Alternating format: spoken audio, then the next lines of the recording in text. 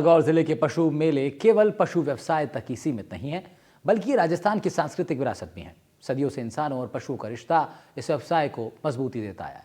इसलिए राजस्थान में सदियों से इंसानों और बेजुबान जानवरों का रिश्ता कायम रहा। डीडवाना का पशु मेला भी राजस्थान के पशुपालन की पारंपरिक पहचान रहा है। यही कारण है कि बदलते परिवेश के बावजूद आज भी राजस्थान में पशुपालन व्यवसाय जिंदा है। पशुपालक आज भी अपने जानवरों को बच्चों की तरह पालते हैं, उनके साथ दोस्ताना व्यवहार रखते हैं।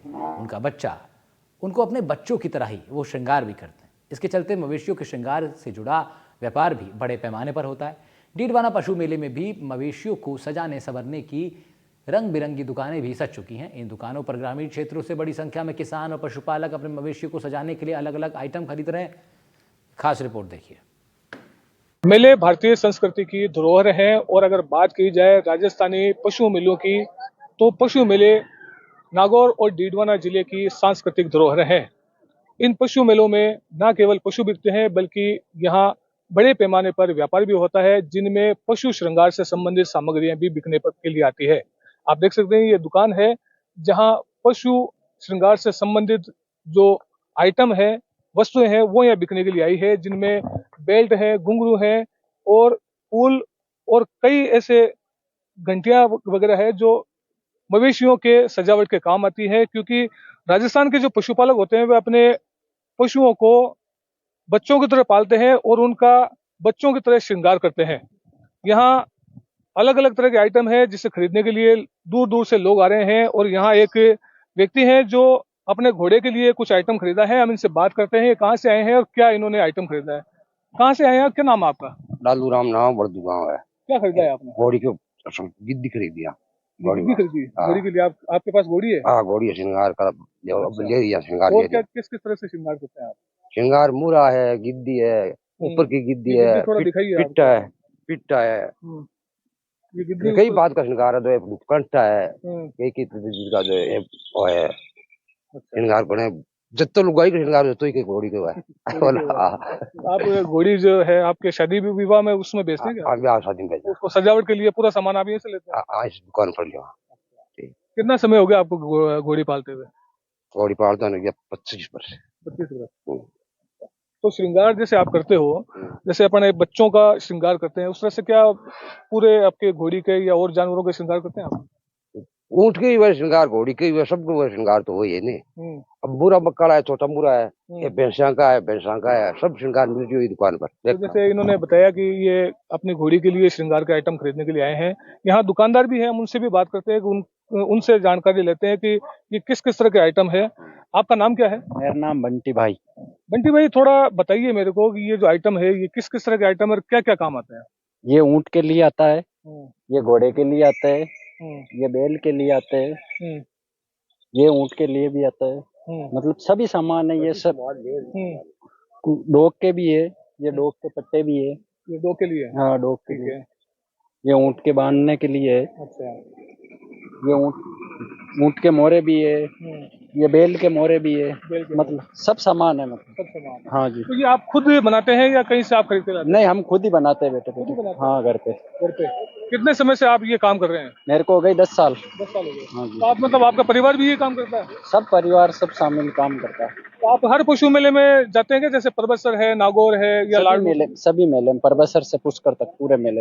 लेकिन एक जो बात करें कि जो पशु मेले हैं वो दिन दिन घटते जा रहे हैं, जानवर भी उसमें कम आते जा रहे हैं, पशुपालन कम होता जा रहा है, तो इसका असर आपके व्यापार भी पड़ता है? बिल्कुल पड़ता है, बहुत कम आ रहा है, जानवर पे बहुत कम आ रहा है। अच्छा। इसमें और भी आइटम मैं देख रहा हूँ, ये घुंघरू वगैरह, बेल्ट, घंटियां, इसकी भी थोड़ी जानकारी दीजिए। किस तरह के हैं, क्या क्या इनकी रेट है, किस किस तरह के इनका काम होता है, वो भी बताइए थोड़ा।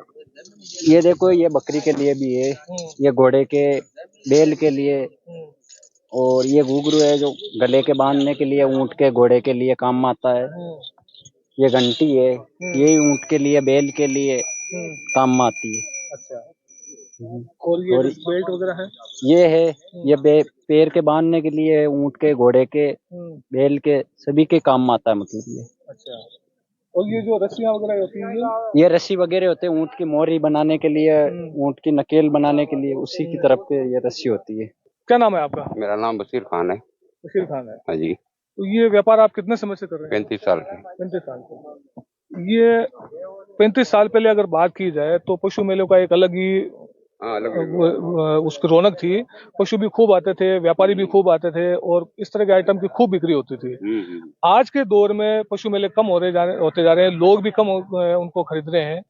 क्या कहेंगे, क्या वजह है, इसके कारण क्या है? कारण यही है कि बाहर जाने नहीं देते बेल को।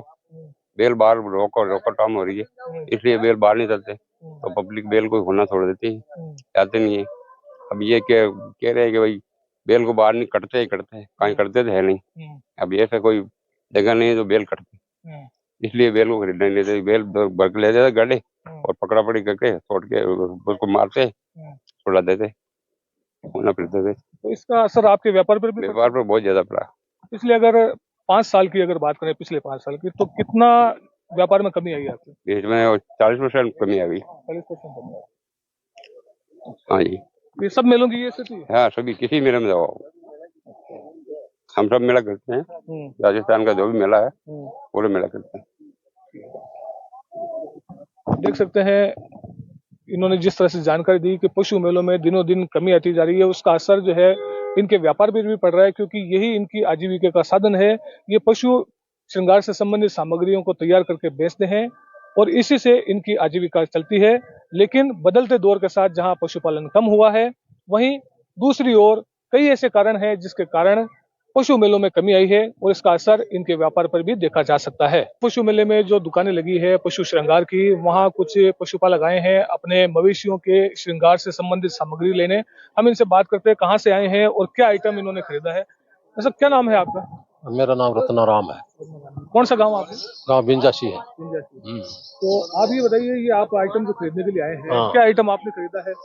मैंने जैसे ये भी जो आइटम है ये भी खरीदेंगे, अब खरीदेंगे। अभी त्योहार धूप पड़ रही थी त्योहार तो, और अब खरीदेंगे। और कुछ है ना जो बड़े बड़े इसमें भी खरीदेंगे। इनका उपयोग कैसे करते हैं? जैसे मवेशियों को किस तरह से सजाया जाता है? व्यक्ति को गला में पहनने का लिया है और बीबी के माए भी नाड़ में, जैसे गर्दन में भी पहनाया जाता है और गर्दन में नाड़ में भी पहनाया जाता है और पेड़े में भी हाँ घुघरू वगैरह पहनाया जाता है। थोड़ा ये बताइए कि जानवरों को, मवेशियों को क्यों सजाया जाता है, इसके पीछे क्या कारण है? कारण ये फुटरा लगते हैं, वो बहुत अच्छा लगते हैं। आइटम तो और भी है, जैसे लोहे के आइटम है, तिरपाल वगैरह है। तिरपाल लेते हैं, जैसे यहाँ से जैसे सांड का बोरा भी लेते हैं, फूस खाने के लिए भी क्या वो गाल करके देते हैं। और भी जैसे ऊपर जैसे वो लगाते हैं चढ़ने के लिए, तो वो छोटा जीन आता है तो वो भी खरीदते हैं यहाँ से। हाँ वो खरीदते हैं और सवारी करने के लिए। और यहाँ ऐसे वो चेवटी भी आती है यहाँ इसके पास, वो उसको उड़ा करके वो उसके बाद में मांडते हैं उसके ऊपर, तो वो अच्छे गाँव में मतलब सब जगह अच्छे लगता है, वो सब लोग उसके पास देखते हैं। ऐसे है देखो। तो ये बताइए आप, जैसे राजस्थान की अगर बात करें तो राजस्थान में पशुपालन एक बड़ा व्यवसाय है। किसान वर्ग जो है वो पशुपालन से कृषि के साथ साथ में जुड़ा हुआ है। लेकिन आज के दौर में पशुपालन धीरे धीरे कम होता जा रहा है, लोग कम इस पर निर्भर हो रहे हैं। क्या कारण है? क्या आधुनिक तरीके में क्या है, जैसे लोग क्या है, जैसे पढ़ाई की तरफ जागरूक हो गए तो पढ़ाई पर ध्यान देते हैं। उसके घर वाले भी कह रहे हैं भाई पढ़ाई करो, आप पढ़ाई करो। इस कारण से क्या है वो जागरूक इस तरफ कम हो रहे हैं। हाँ, लेकिन ये देखा जाए तो एक राजस्थानी संस्कृति का एक प्रतीक है। हाँ प्रतीक है। अब देखियो जो पढ़ाई में भी ये क्या है, राजस्थान की संस्कृति है ना, अच्छी तरह से इसकी मतलब इसका अध्ययन होता है। जो अब कई इस संस्कृति से नहीं जुड़े होते ना, तो उनको ये संस्कृति के बारे में पता ही नहीं रहता जो है, या शहरी लोग हैं उनको मालूम ही नहीं कि ये क्या आइटम है, क्या काम आते हैं। और जानवरों को भी जो है सजाया जाता है। हाँ बिल्कुल नहीं पता है उनको। आज जो गाँव में रहते हैं, खेतों में रहते हैं, उनको मैंने अपने दादाजी से, पिताजी से उनको पता चलता है भाई ये इस पशु के बांधने वाला है, इसका ये है, ये उनको पता चलता है। हाँ, फिर क्या वो उसमें रुचि भी लेते हैं वो। अरे जैसे क्या ज्यादातर को शहरों में चले गए तो उनको क्या पढ़ाई में के प्रति ढकेल देते हैं। इसका कारण से पता ही नहीं चलता कि ये किस काम की चीज है। ये है जी हाँ, हमारा नाम प्रेमाराम है, मैं दौलतपुरा गांव से आया हूँ। हाँ, खरीदने के लिए आए हैं। हम तो ये ऊँट रखते हैं जो काली घाटी का राजस्थान का मुख्य टोरडिया, जो को ये गला के अंदर बांधते हैं, उनको बजाते हैं, सुंदर लगते हैं। तो सजावट क्यों करते हो, क्या कारण है? सजावट सुंदरता के लिए। हाँ, और हमारे नागौर का माँ काली घाटी का ऊँट एक नंबर आवे, जो टोरडिया पालते हैं, उनका सजावट करते। हाँ, सजावट करते हैं, उसका टाली वगैरह लगाते हैं, छमा छम बजाते हैं और दौड़ाते हैं। और हमारा राजस्थान का जहाज है रेगिस्तान का ऊंट, तो उसको पालते हम लोग। राजस्थान में एक जो मान्यता है कि भी जानवरों को केवल जानवर नहीं समझा जाता बल्कि उन्हें परिवार का सदस्य समझा जाता है, और इसीलिए जो है उनका श्रृंगार भी किया जाता है, सजावट भी की जाती है। आप क्या मानते हैं? हाँ, ये तो सही बात है। जो घर में जानवर पालते हैं उसको बच्चा की तरह भी पालते हैं और उसे प्यार भी हो जाता है। पशुपालन उसमें घना लोग प्यार करे और बने सजार टेम को खिलाना, टेम को पिलाना। आप देख सकते हैं जिस तरह से पशुपालकों ने बताया कि जानवर राजस्थानी संस्कृति में केवल मवेशी नहीं है बल्कि वो परिवार का सदस्य है, और उसको परिवार का सदस्य मानते हुए और बच्चों की तरह उनका श्रृंगार किया जाता है और उनकी पूरी देखभाल की जाती है। इसलिए राजस्थान के ऐसे पशु मेले अपनी संस्कृति के लिए देश विदेश में भी लोकप्रिय हैं। डीडवाना से जहीर अब्बास उस्मानी, NDTV।